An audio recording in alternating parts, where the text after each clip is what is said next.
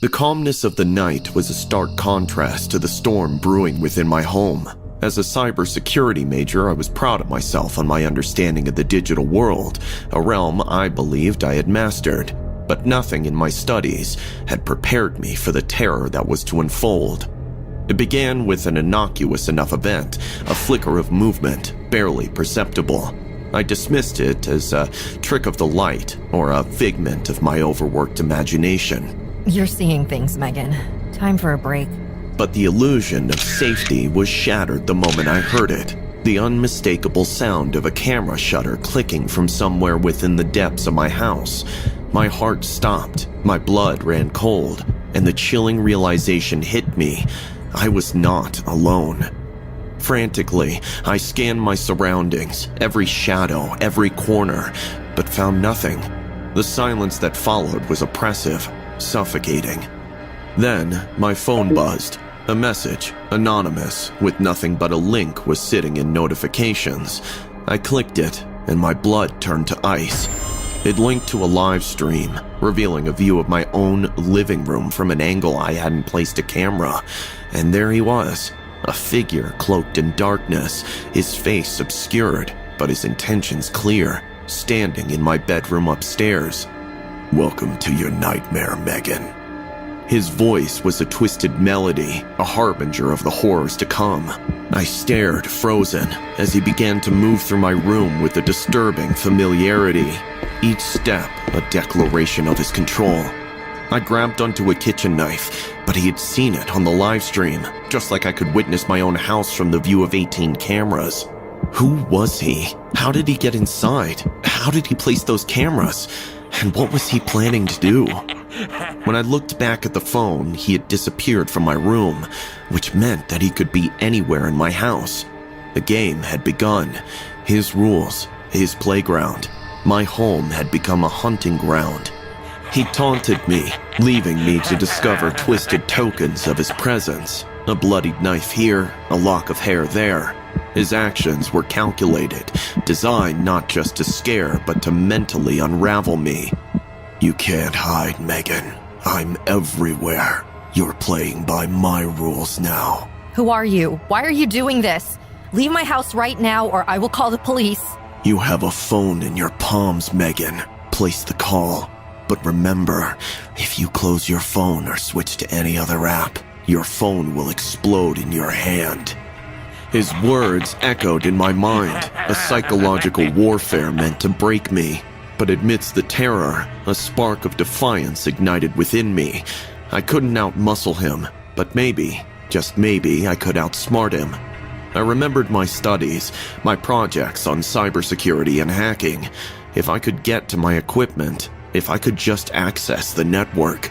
What do you want from me? I cried, or at least fake cried. I had to appear as weak as possible to him, to come up with my contingency plan. I made my way to the basement while weeping. It housed my makeshift lab, filled with servers and monitors. It was a fortress of technology, and within its walls, I found my courage. If I could get to the server room, I could make contact with authorities outside. As I finally entered the server room, locking the door behind me, I faced the screens, my fingers poised above the keyboard. This was it, the battlefield I knew, where I held the advantage. I went to work straight away. I began to weave my counterattack, a silent plea for help embedded within the code. The night was far from over, but for the first time since the nightmare began, I dared to hope. The stage was set, the players positioned. The game, however, was about to change. As I sat in the dimly lit server room, my hands moved with a purpose, driven by fear and an unwavering resolve to end this nightmare. The psycho believed he was the puppeteer, but in the digital world, I was in my element. My plan was simple, yet risky. Hack into the cameras he'd so confidently installed and send out a distress signal. The task, it was daunting.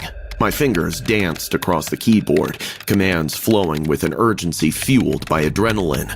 I tapped into the live stream, injecting a hidden message into the metadata, a digital SOS aimed at anyone savvy enough to notice. Time was a luxury I didn't have. With each passing moment, his patience would wear thin and he'd come looking for me. I had to act fast. Then, I heard it, the sound of footsteps approaching, slow and deliberate. He was near. "You can't hide in there forever, Megan. Come out and play." His taunts echoed through the door, each word a twisted invitation to a dance of death. But I focused on my screen, my heart pounding in my chest as I worked to reroute the signal, to make my invisible cry for help visible to the outside world. And then, success. The message was out, a beacon cutting through the digital noise. But there was no time to celebrate, no time to wait for rescue. I had to survive until help arrived. I prepared myself for his inevitable entry, setting up a makeshift barricade. The room was secure, but I knew it wouldn't hold him for long. I needed a weapon, something to defend myself with. My eyes scanned the room, landing on a smoldering iron. It was no gun, but it would have to do. This ends tonight. The door began to shake, his attempts to break through growing more violent. I stood ready, the hot iron in hand, my entire body tensed for the confrontation. Suddenly, the door gave way and he stormed in, his figure a mass of rage and frustration. But the element of surprise was mine. As he advanced, I swung with all my might, the smoldering iron connecting with his flesh, eliciting a howl of pain. "You little bitch!" But I didn't stop to hear his curses. I pushed past him, running out into the night, screaming for help. Behind me, the psycho was in pursuit, his own screams a mixture of rage and agony. The chase was short-lived. Lights flashed in the distance, sirens cutting through the silence of the night. The police, guided by my digital SOS, finally arrived. As they took him down, I collapsed, the adrenaline fading, leaving me shaking and exhausted. The officers rushed to my side, their voices a comforting blur as I tried to process the reality that I was safe, that it was over. "You're safe. If you don't mind, can I ask you a few questions?" As I recounted the night's events, the realization of what I'd survived, what I'd accomplished, began to sink in. I'd faced my deepest fears, fought back against the darkness, and emerged victorious. Not just as a survivor, but as a warrior of the digital age. The psycho was taken away, his reign of terror ended by a combination of my will to survive and the very technology he'd used to terrorize me. As the dawn broke, casting light on the chaos of the night, I knew I'd never be the same. I'd been tested, pushed to my limits, and in the crucible of fear, I had found a strength I never knew I possessed. The night of terror was over, but the memory of it, of the power within me, would stay forever. In the digital shadows, I had found my light, my resolve, and my defiance. The night had settled in over my small apartment. I was alone, freshly broken up with my girlfriend of a year, and feeling this emptiness and calm that gathers after a messy, turbulent, toxic, and abusive relationship. I should have been happy. Just last week, she threw a scissor at my face when I said that I wanted to break up. But I just wanted to forget all about her and dig my head in my uni books. I thought that the breakup was behind me. Boy, was I wrong. Just a few more pages, and I'm done for the night. The sound was almost imperceptible at first, a faint shuffle, like leaves brushing against the window. I shook my head, attributing it to the wind, and then the real nightmare began. Miss me, Brian? I spun around, my heart hammering. Jenna stood in the doorway, a twisted smile on her face, her eyes gleaming with an unsettling fervor. "Jenna? How did you get in here?" Oh, you underestimate me, baby. I've always had a spare key, remember? Her casual admission sent shivers down my spine. She began to advance, each step measured, deliberate. "What do you want, Jenna?" What do I want? I want us to have a little heart-to-heart about respect, about loyalty. Her tone darkened with each word, a harbinger of the horror that was to unfold. She produced a familiar small bottle from her pocket. Thirsty? That's my bottle. I took it this morning when you were in class. Then what was I drinking from? Before I could react, the room started to spin, my limbs turning traitorous in their heaviness. What did you... It's just a little something to help you relax. We wouldn't want you running off now, would we? The world faded to black, Jenna's twisted smile the last thing I saw. When I came to senses again, the situation had grown dire. I was bound to a chair, Jenna pacing before me, a symphony of madness playing in her eyes. You see, Brian, I've been thinking a lot about us, about what you did to me, and I realized something. You never really saw me, did you? Her voice was eerily calm, the eye of a storm. She picked up a cigarette and carefully lit it while staring into my eyes. Jenna, please, let's talk about this. I can help you. Help me? You're in no position to help anyone, least of all yourself. She laughed maniacally before approaching me, tracing a finger along my jawline, her touch cold and calculating. No, Brian. Tonight, you're gonna listen, really listen, to every word I say, to every scream you'll suppress. The terror of her implications dawned on me, a cold vice around my heart. First, a little game. For every lie you told me, a mark, a token of the death of our love.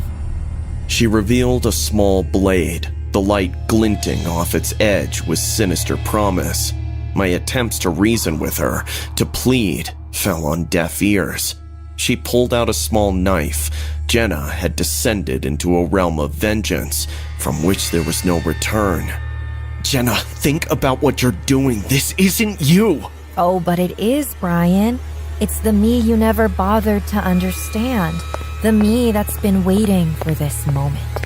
Her actions became a blur, the pain a stark, unyielding reality. She started with my toes, plucking the knife under the fingernails and shoving them deeper. I felt a pain which I wouldn't wish upon my worst enemy. She leaned in for a kiss before stuffing her scarf into my mouth to shroud my yells. Once she was done with 2 fingernails on my right leg, she moved to my knees and then the thighs. Each cut was precise, a testament to her twisted sense of justice. My mind raced, desperation clawing its way through the fog of fear. Jenna, you don't want to do this. Remember the good times? We had so many... Oh, look at my poor baby. You look so cute when you're crying. She picked out her cigarette and put it out against my neck as I screamed in pain again.